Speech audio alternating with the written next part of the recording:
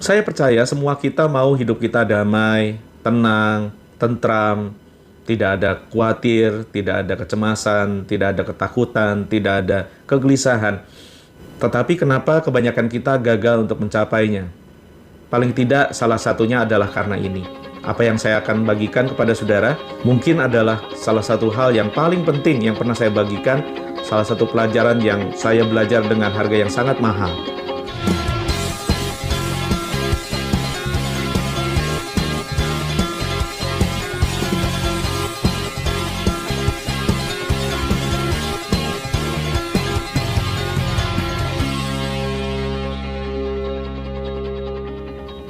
Kita tahu untuk mencapai hidup yang damai, kita harus berdamai dengan Allah, kita harus berdamai dengan sesama, dan kita harus berdamai dengan diri kita sendiri.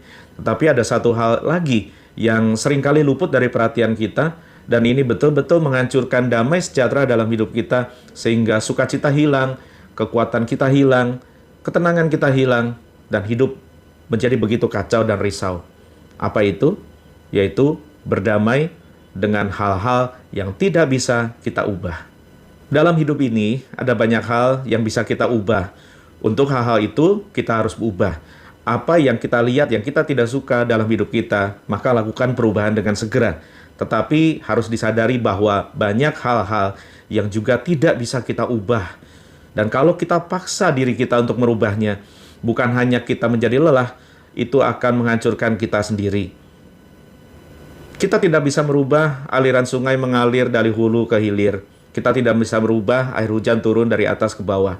Kalau kita memaksa diri untuk merubahnya, maka bukan cuma itu adalah perkara sia-sia, tetapi itu akan melelahkan jiwa kita.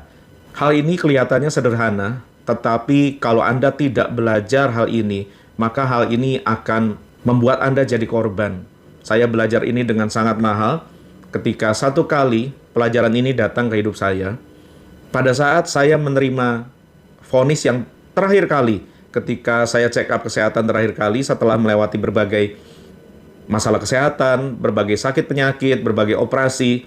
Lantas ketika saya pikir saya sudah melewati yang terburuk, sudah melewati berbagai perkara yang mengerikan, dan hari itu tiba ketika dokter selesai mengecek up saya sepanjang seharian, lalu hasilnya semua keluar dan dibacakan, dan dia memberikan vonis yang sangat mengejutkan yang membuat saya hilang sukacita.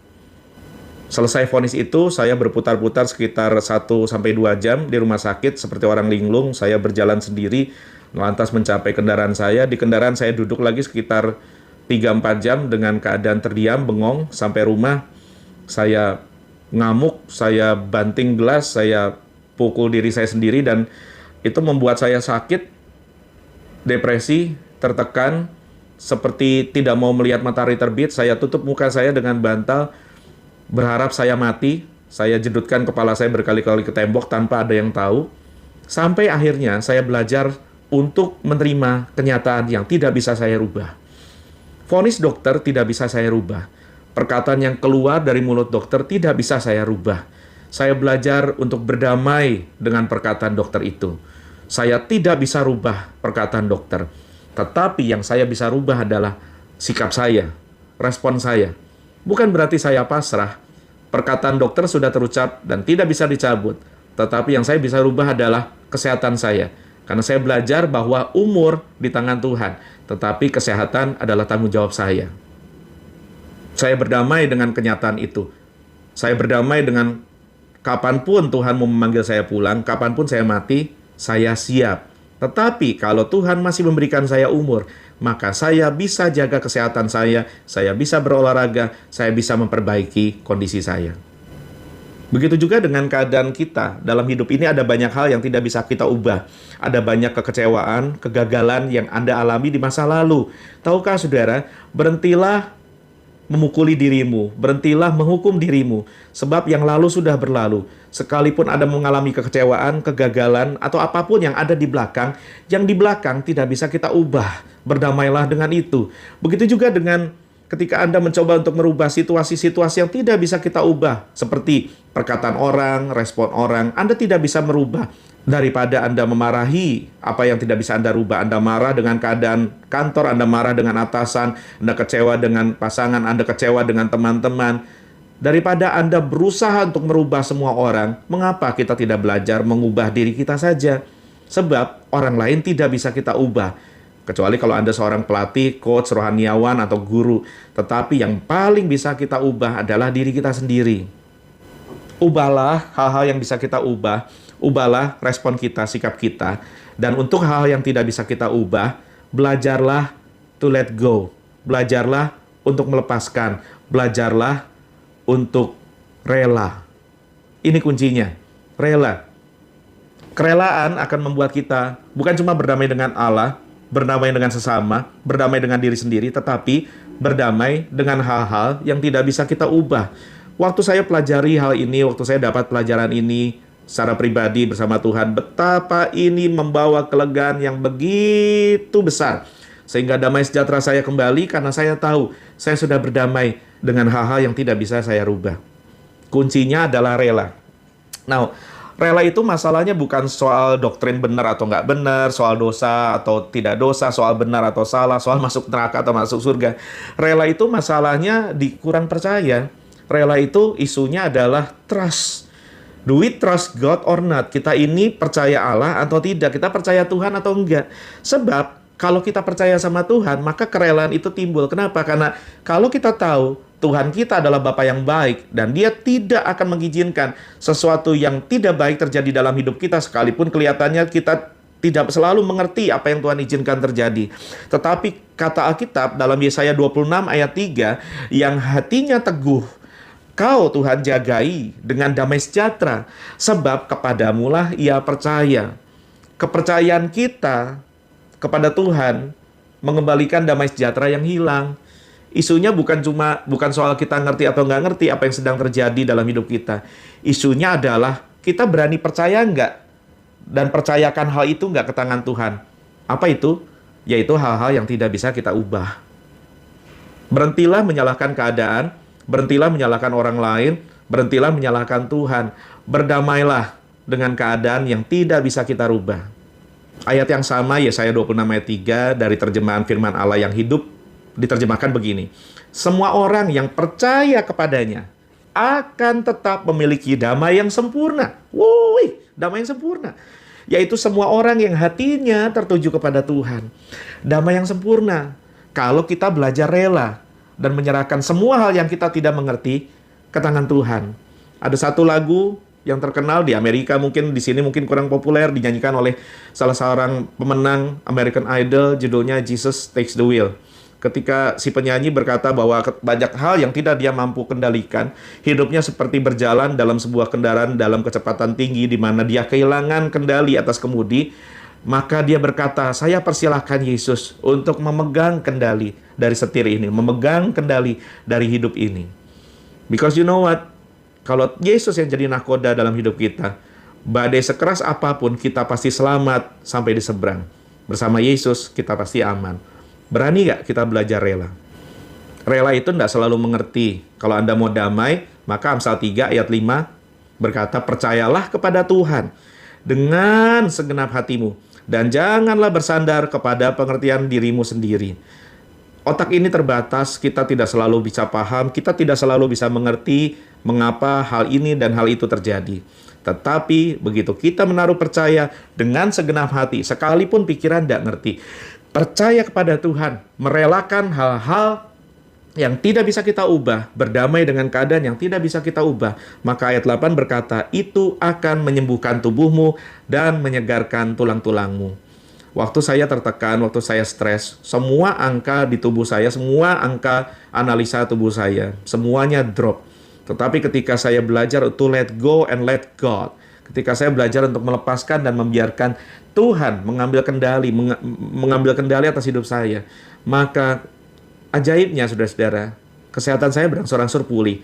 Saya berhasil mengambil kendali lagi atas damai sejahtera saya berhasil mengambil kendali lagi atas kondisi saya, dan saya mulai bertanggung jawab untuk menjaga pola makan, pola istirahat, dan olahraga. Berdamai dengan semua luka yang sudah terjadi di masa lalu atau mungkin yang sedang Anda hadapi hari ini. Satu-satunya cara supaya Anda sembuh dari luka itu adalah, kalau kita mau sembuh dari luka, ya lukanya jangan disentuh terus. Jangan disentuh luka itu. To heal your wound, you need to stop touching that wound. Untuk membuat luka Anda sembuh, Anda harus belajar untuk berhenti mengorek-ngorek luka itu. Mungkin Anda menatap saya dan berkata, tapi Pak Pendeta, Anda tidak mengerti apa yang saya alami. Anda tidak mengerti luka yang saya alami. Saya mungkin tidak mengerti, tetapi Tuhan mengerti. Tuhan mengerti segala luka, Tuhan mengerti segala kecewa, Tuhan mengerti segala cita-cita, angan-angan, program-program, rencana-rencana yang gagal, yang belum tercapai. Tetapi kalau kita belajar rela, maka itu akan melegakan jiwa. Dengar nasihat Daud kepada anaknya Salomo dalam 1 Tawarik 28 ayat 9. Raja Daud menasihati Salomo begini, beribadalah kepadanya, kepada Tuhan, dengan apa? Tulus ikhlas dan rela hati. Kalau beribadah dengan rela hati kepada Tuhan, dikatakan sebab Tuhan menyelidiki segala hati dan mengerti segala niat dan cita-cita. Dan ia akan berkenan ditemui olehmu. Yang membuat hubungan kita rusak dengan Tuhan seringkali adalah ketika kita belum mau merelakan luka-luka atau keadaan-keadaan trauma, kegagalan, kekesalan, kemarahan dalam hidup kita. Sehingga itu membuat kita bukan cuma kehilangan damai, membuat kita tidak bisa tenang, karena kita berkata orang yang tinggal tenang bisa berdoa. Kalau tidak bisa tinggal tenang, tidak bisa berdoa. Kalau tidak bisa berdoa, maka hubungan dengan Tuhan pun jadi rusak. Makanya Raja Daud yang sudah mengalami banyak tragedi, masalah, kepahitan, kekecewaan dalam hidupnya, mengalami banyak peperangan fisik dan peperangan mental dalam hidupnya, mengerti bahwa kelak Salomo sebagai raja akan mengalami juga banyak stres dan frustasi. Maka dia melatih Salomo sejak awal untuk belajar ikhlas, untuk belajar rela hati, ikhlas, rela hati. Ini kuncinya, ikhlas. Belajar untuk let go and let God. Belajar untuk melepaskan. Belajar untuk melepaskan. Belajar untuk melepaskan. Memang melepaskan itu sakit. Melepaskan memori buruk, melepaskan kegagalan, melepaskan angan-angan, melepaskan target yang belum tercapai, melepaskan kekecewaan, atau melepaskan kekasih yang meninggalkan Anda.